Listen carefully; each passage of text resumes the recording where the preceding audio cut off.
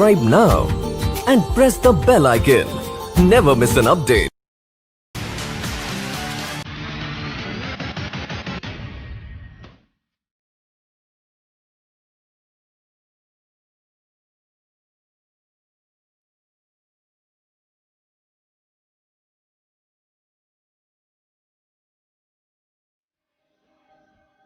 Hello world, how are you? An amazing event again. So, we have a couple of keys to success for you in a couple of brief minutes here.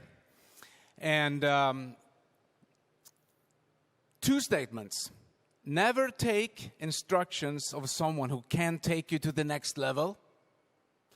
And your life will always move in the direction of the most dominant pictures in your mind. Write that down.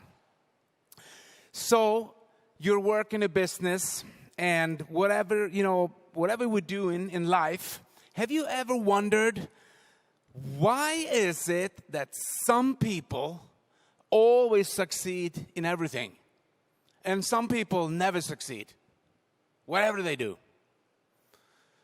I had that thought. And I slowly learned that we are a product of our environment.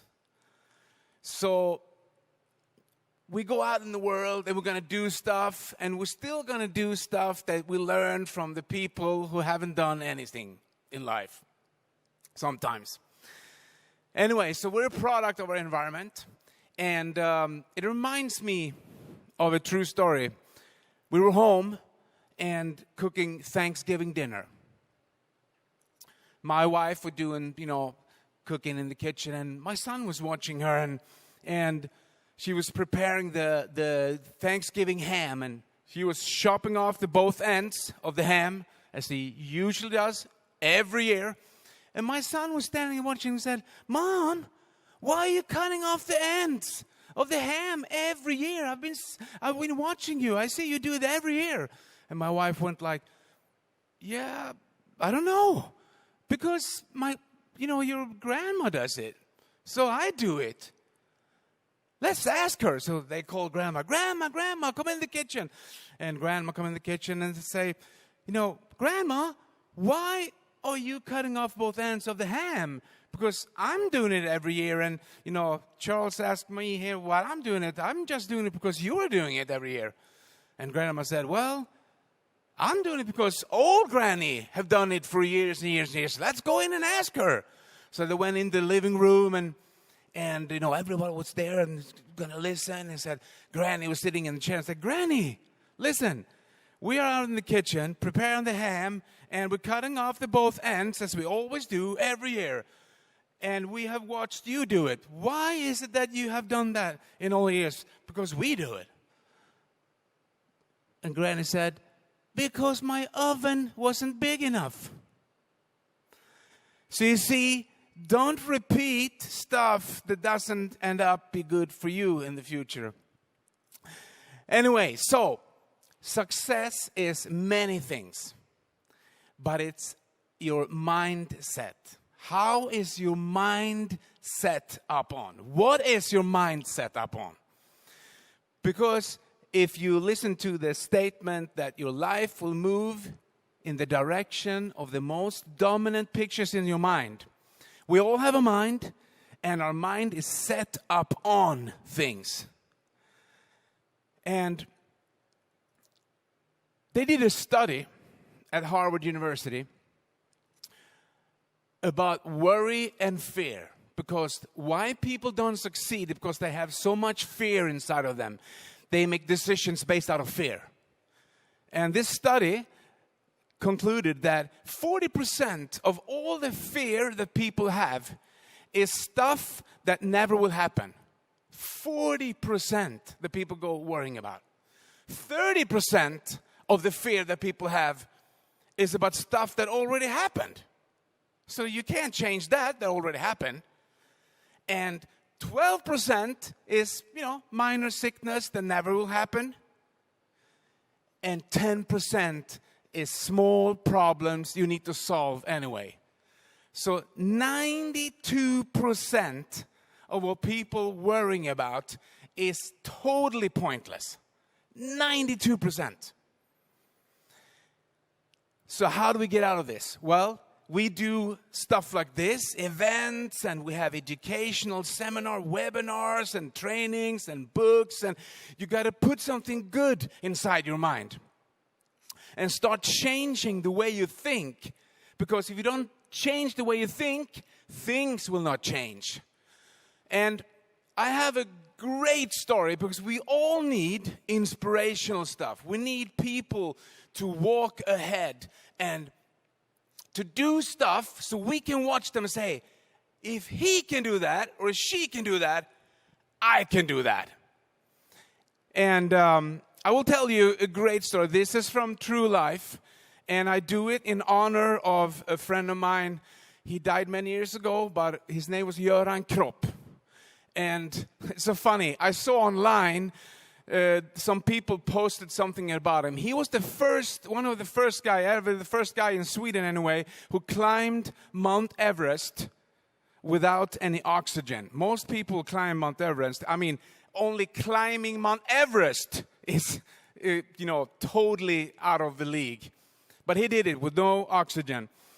And his story is amazing. And he did stuff that inspired thousands.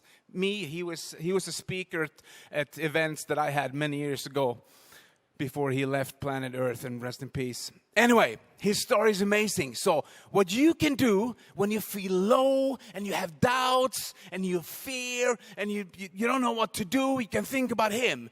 And his name is Göran Kropp. And he said he was always so happy, positive, outgoing. He said, 2 thumbs up. Always not 1 thumb, 2 thumbs up. And whatever people said, whatever problem it was, he said, 2 thumbs up. So imagine this guy. He's a normal guy. We knew each other back in my hometown when we grew up. He was like a skater. I was more like a musician, hanging out. But we knew about each other. And I went one way and he went another way. Anyway, he started climbing mountains, and he decided to climb Mount Everest. So he went out in the press in Sweden and said, I'm going to climb Mount Everest. I'm going to do it without oxygen. And you have a press release because you need people to be aware of what you're going to do, so you can get some sponsoring money from people. Anyway, in the audience at the press release, there was one journalist who said, what is that, climbing Mount Everest?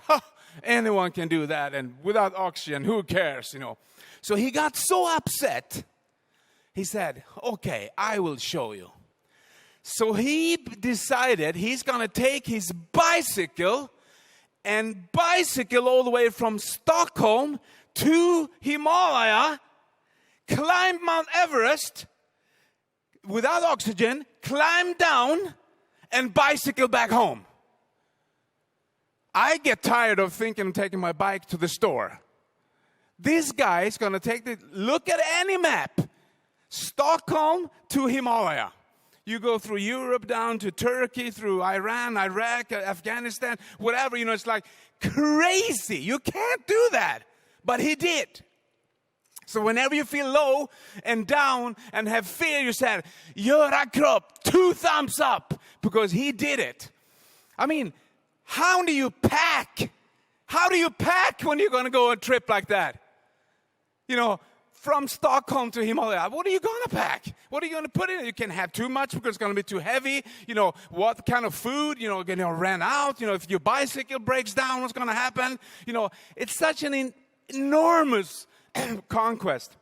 Anyway, listen to this. He started out in April, I think it was 26th of April, 1995, left Stockholm. He came down to Himalaya in October 1996. So whenever you feel low and down, you can say, Göran Kropp, 2 thumbs up. I can do it. He can do it. I can do it. So he comes down there to Himalaya. He had bicycled all the way down for months and months and months. Through Iran and Iraq, people were throwing rocks at him, and he met people, gun points at him in Turkey, and a lot of stuff happened. Anyway, he comes down there, and, base camp in Himalaya is 5,600 meters. Base camp. You can't hardly breathe. And most people that try to climb Mount Everest, a lot of them die. Not on the way up, but on the way down. And there's many, many movies made about this. You can watch them. It's just totally amazing. So he's down there, and he's going to climb Mount Everest. He's at base camp, and he told this story himself so good, so I can't tell as good as him. But he said there was an American crew there. It's going to make like a documentary. And, they have all this equipment. And, Americans are great at, doing stuff fancy, looking good and everything. So they have this crew and, camera team and everything. And filming, documentary, everything. And he said he was up there in the snow. And he said, I got to pull a trick on these guys. Because he was doing this, no oxygen. No, nothing. They have oxygen masks and everything. And it just came down a little bit of snow in the mountain. He said, I'm going to pull a trick on those guys. So they were up there, filming and, we're up here on Himalaya. We can hardly breathe. We're soon going to die, and the camera team following. And so he said, I'm going to put tricks. So there was snow coming down, and he was doing, traces. Like he walked around exactly that spot where they're going to film. So they come around and we're up here in the Himalayas. Like, cut. What is this? Traces in the snow. Can't be any traces in the snow. And your crop was behind the rock and doing like 2 thumbs up, laughing. So this guy was hilarious. So whenever you're feeling down and low, you say, if Göran can do it, I can do it. Anyway, so he climbs up without oxygen. I'm telling you, most people die because they get delusional. It's so thin air up there. That's why, they take bad decisions. All of a sudden someone's going to lay down. I'm going to rest, and they freeze to death. So he's up there. He's almost up at the top. Without oxygen. He has 300 meters to go, and he make a decision. I'm going to turn back because it doesn't feel right. It's like getting dark. And so he turns back to the next camp to try the next day again. Who does that? Göran Kropp. 2 thumbs up. Anyway, so he climbs the mountain, put some stuff on the top of it, climbs down, and put himself on a bicycle. Imagine this. You take a bicycle all the way from Stockholm. It's 13,000 kilometers one way. You climb the mountain. And then when you climb the mountain, you're coming down. You're crazy tired. You've gone through so much. Then you're going to set yourself on a bicycle and bicycle back home. That's insane, ladies and gentlemen. So whenever you feel low and down and you can't do it, you think you can't do it, you have fear, you said 2 thumbs up, Göran Kropp. He did it. And if he did it, I can do it. And I'm telling you, it's all about what's in your mind. You can do anything you set your mind to. And I'm telling you, if you do this, what I've been telling you here in a couple of minutes, the rest of your life will be the best of your life. Because you're not who you think you are. You are who you think you are. Thank you. Thank you, Peter. That was really inspiring. We are back again to recognize a level that takes effort, hard work, and full-on dedication. And I'm sure that they have applied what Peter just spoke about in their business. I'm sure of it. Now it's time to recognize our presidents for the month of July. Ready? Ready. Let's go.